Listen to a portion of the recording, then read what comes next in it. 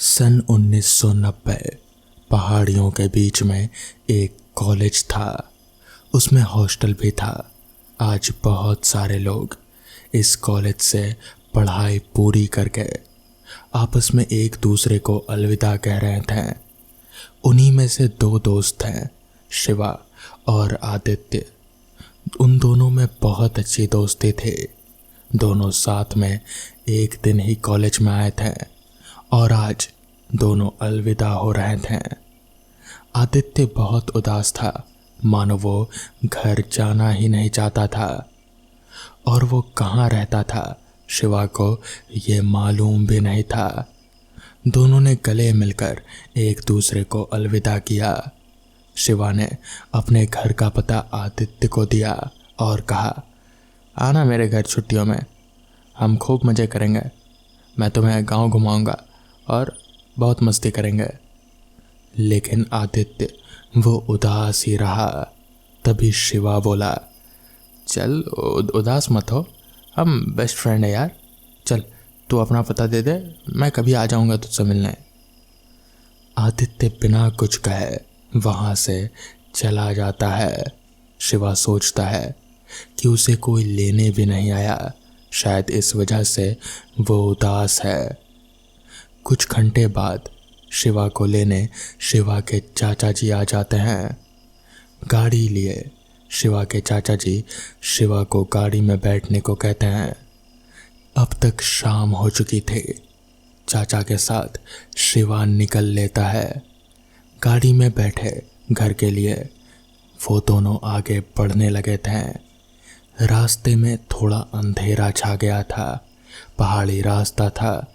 चाचा जी उस पहाड़ी रास्ते में धीरे धीरे गाड़ी चलाते हुए आगे बढ़ रहे थे। तभी शिवा की नज़र आगे चल रहे एक लड़के पर पड़ती है जो कि पैदल चल रहा होता है। शिवा को पीछे से देखने से ऐसा लग रहा था कि जैसे वो आदित्य हो। जब गाड़ी उसके आगे बढ़ी और शिवा पीछे मुड़कर देखा तो वो सच में आदित्य ही था। उस सुनसान रास्ते पर वो अकेला पैदल कहाँ चला जा रहा था। तभी शिवा बोला, चाचा जी गाड़ी रोकिए। चाचा जी गाड़ी का ब्रेक दबाते हैं। गाड़ी रुकती है। शिवा तुरंत ही गाड़ी का दरवाज़ा खोलकर आदित्य के पास जाता है और पूछता है, आदित्य कहाँ जा रहे हो? आदित्य शिवा को देखता है और आगे बढ़ जाता है, वो भी बिना कोई जवाब दिए। शिवा आदित्य को झंझोड़ते हुए हिलाता है और पूछता है, कहाँ जा रहा है पैदल? और तू ऐसे बर्ताव क्यों कर रहा है? मुझसे बात कर, कोई दिक्कत है क्या? वो भी बिना बोले ऐसे इस रास्ते पर पैदल चला जा रहा है। आदित्य की आंखें लाल थी, मानो वो बहुत रोया हो या फिर थकान की वजह से शायद वो सोया ही नहीं हो।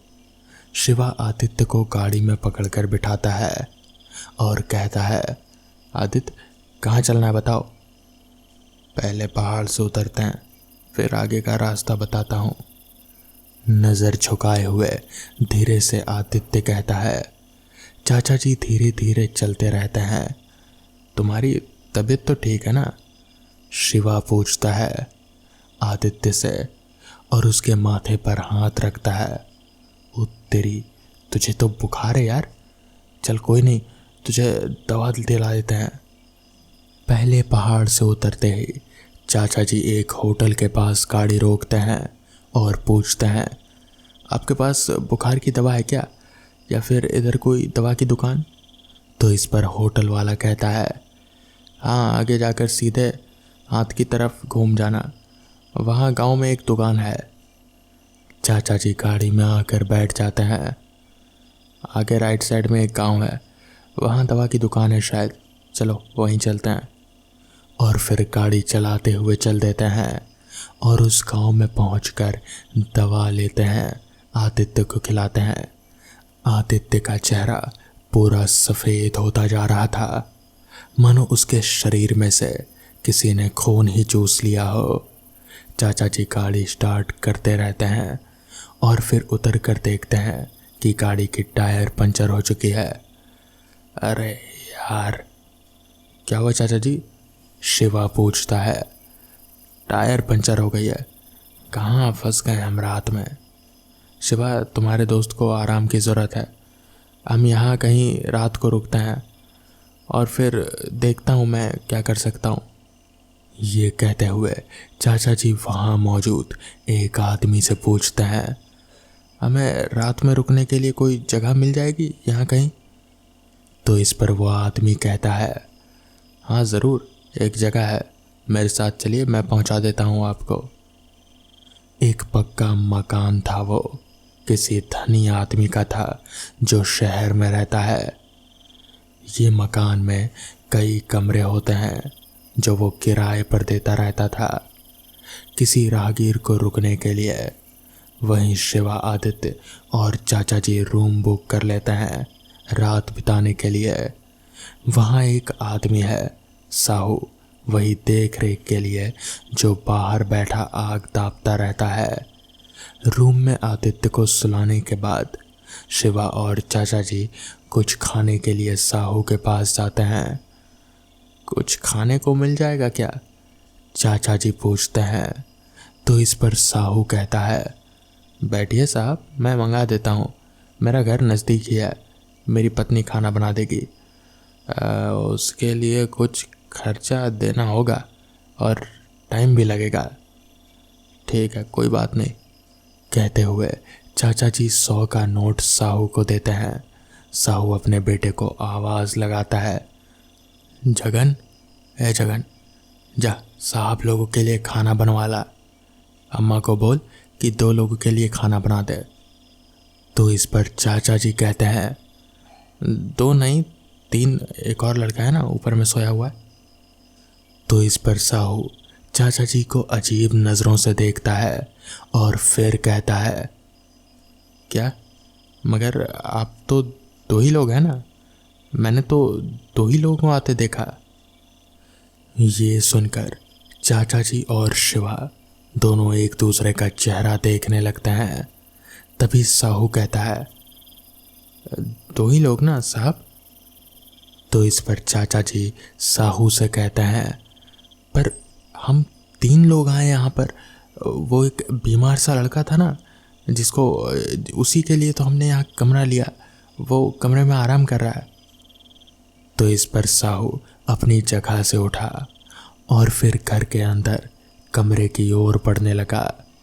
उसने जैसे ही कमरे का दरवाज़ा खोला तो चाचा जी और शिवा दोनों आपस में एक दूसरे का चेहरा ताकने लगे, क्योंकि कमरे में कोई नहीं था। मगर ऐसा कैसे हो सकता है? आदित्य इस तरह से गायब कैसे हो सकता है? चाचा जी और शिवा तो घर के बाहर दरवाजे पर ही खड़े थे। अगर आदित्य निकल कर जाता तो नज़र भी आ जाता। शिवा को कुछ ठीक नहीं लग रहा था। उसने चाचा जी को तुरंत ही घर चलने को कहा, जिसके बाद चाचा जी और शिवा वहाँ से अपने घर पहुँचे। अगली सुबह शिवा को मालूम पड़ा कि आदित्य ने अपने घर में अपने कमरे में कल सुबह ही फांसी लगाकर आत्महत्या कर ली थी। शिवा को कुछ समझ में नहीं आ रहा था कि अगर आदित्य कल सुबह ही मर चुका है तो फिर स्कूल में और फिर रास्ते भर उनके साथ कौन था। तभी शिवा को समझ में आया कि शिवा को स्कूल में सब लोग अजीब नज़रों से क्यों घूर रहे थे, क्योंकि आदित्य उसके अलावा किसी और को नज़र ही नहीं आ रहा था। तो दोस्तों, ये थी आज की पहली कहानी। तो चलिए बढ़ते हैं आज की दूसरी कहानी की ओर। फैजाबाद जिले के गौरा घाट स्टेशन पर हमेशा दुर्गेश नाम का ऑटो ड्राइवर अपनी ऑटो लेकर खड़ा रहता था। जो भी सवारी आती थी उसे वो बैठाकर उसके घर छोड़ता था और अच्छा खासा पैसा कमाता था। एक दिन की बात है कि उस दिन ज़ोर ज़ोर से बारिश हो रही थी और रह रह कर बिजली चमक रही थी। रात के समय साफ साफ कुछ भी दिखाई नहीं दे रहा था, वो वापस अपने घर आने को सोच रहा था, क्योंकि इस बारिश में किसी भी सवारी का मिलना जैसे नामुमकिन सा था।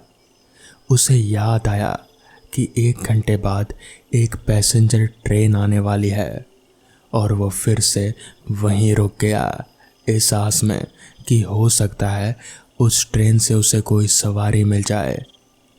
इतने में ही और घना अंधेरा छा गया। अंधेरा इतना कि जैसे हाथ को हाथ दिखाना भी मुश्किल हो। इतने में ही ट्रेन आ गई और बिजली रह रह कर चमक रही थी। तभी ट्रेन में से एक सुंदर सी लड़की बाहर निकली, जिसकी उम्र करीब 19 या 20 साल रही होगी। उसके कंधे पर बैग और हाथों में सूटकेस था, जैसे शहर से आ रही हो। और वो सीधे उस ऑटो ड्राइवर की तरफ आकर रुकी और बोली, मुझे रामपुर जाना है, क्या आप मुझे वहाँ तक छोड़ देंगे? तो इस पर दुर्गेश बोला, मेम साहब, अगर अभी इस वक्त चलूँगा तो देखो 500 रुपया लूँगा, क्योंकि रामपुर यहाँ से काफ़ी दूर है, और अगर सुबह चलोगी तो 200 में ही चलूँगा। लड़की ने बोला, आप 500 ले लेना, लेकिन मुझे अभी घर पहुँचा दो। दुर्गेश ने ठीक है कहा, पहले 500 निकालो, फिर लेकर चलूँगा मेम साहब। तो इस पर उस लड़की ने कहा, देखिए अभी तो मेरे पास सिर्फ 300 ही है, इसलिए तो कह रही हूँ कि घर पहुँचा दो, वहाँ से मैं आपको 200 दे दूँगी। दुर्गेश ने अपना सिर हिलाकर ठीक है कहा और फिर ऑटो चल पड़ी। वो लड़की पीछे चुपचाप बैठी हुई थी और दुर्गेश भी चुपचाप ऑटो चलाए जा रहा था। रामपुर स्टेशन से काफ़ी दूर था, तो वहाँ पहुँचने में अभी समय लगने वाला था। दुर्गेश तेजी से ऑटो को भगाए जा रहा था। रास्ते पर दूर दूर तक उसकी ऑटो के अलावा और कोई भी गाड़ी नज़र नहीं आ रहे थे। तभी दुर्गेश ने बात करने के इरादे से उस लड़की से पूछा, आप इतनी रात गए कहाँ से आ रही थी मेम साहब? तो इस पर उस लड़की ने कोई जवाब नहीं दिया। दुर्गेश को लगा कि शायद वो बात नहीं करना चाहती, इसलिए दुर्गेश ने भी फिर कुछ नहीं कहा और चुपचाप ऑटो चलाने लगा। कुछ देर बाद दुर्गेश रामपुर पहुंचा और फिर उस लड़की के बताए एड्रेस पर रुका। ऑटो रुकी और वो लड़की ऑटो से उतरकर घर के अंदर की ओर जाने लगी। तभी दुर्गेश ने उस लड़की को कहा, मेम साहब ज़रा जल्दी कीजिएगा, मौसम ख़राब हो रहा है। ये सुनकर भी ना तो वो लड़की रुकी और ना ही कोई जवाब दिया। वो सीधे चलते चलते घर के अंदर चली गई।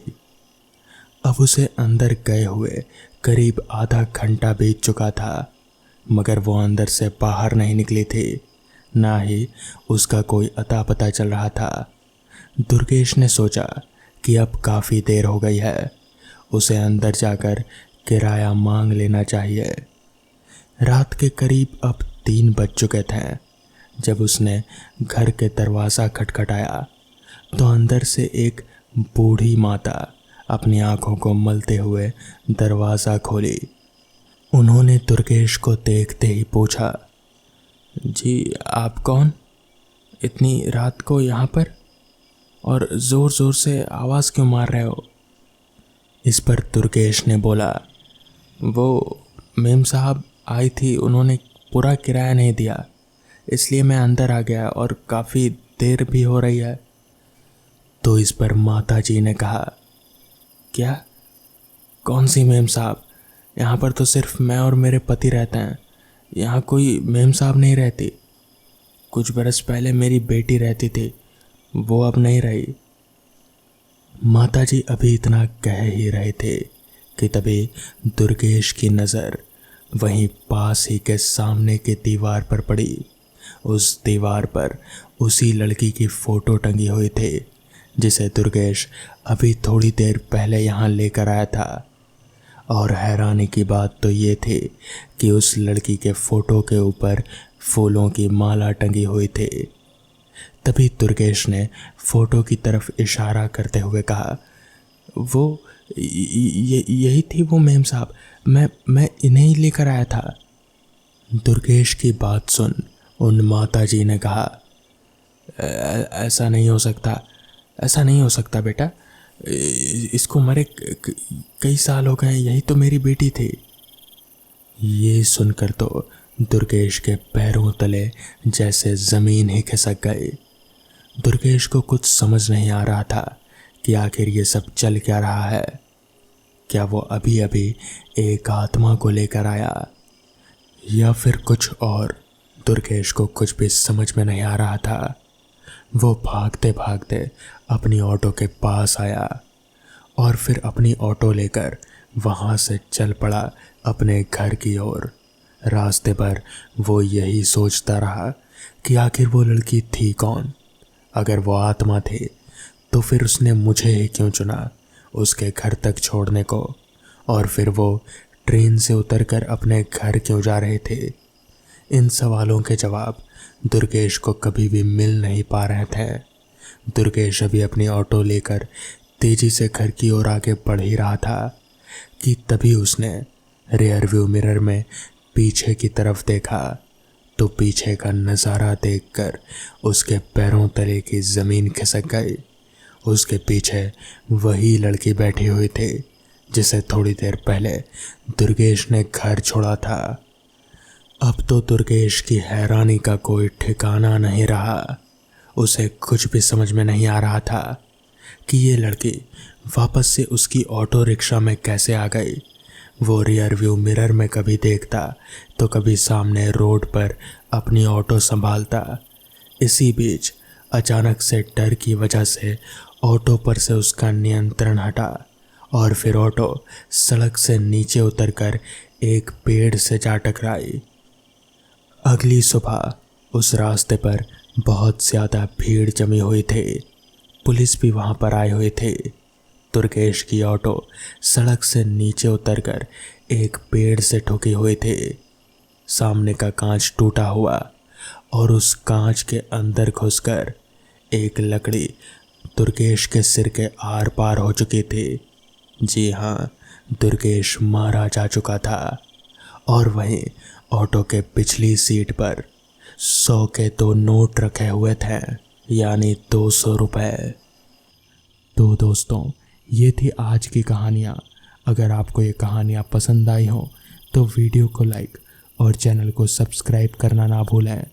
तो मैं आपका दोस्त आर्यन जल्द ही मिलूँगा आपसे ऐसी ही नई कहानियों के साथ। तब तक के लिए अपना ख्याल रखें।